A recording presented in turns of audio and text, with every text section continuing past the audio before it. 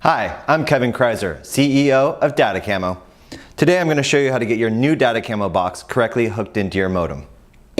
First, let's start by identifying our modem. It's the box that comes to you from your ISP or internet service provider, AT&T, Cox, Verizon, whoever it may be. Generally, you can identify the box because it has a coax or TV cable going into the back of it. Once you've identified your modem, now we're going to add the Datacamo box to the network.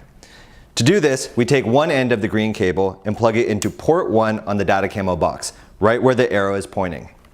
The other end of this cable will go directly into your modem. If there's more than one kind of port on your modem, just hook it into any LAN port, L-A-N. This is the setup that we want to see.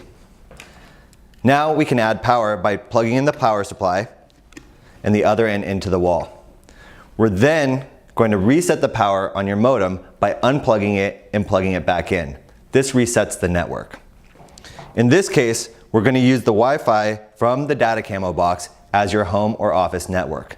The reason for this is we need to make sure that all of the traffic flows through this box so it's encrypted before it hits the ISP's network. That's why we set it up this way. Now you're ready to activate. Thank you.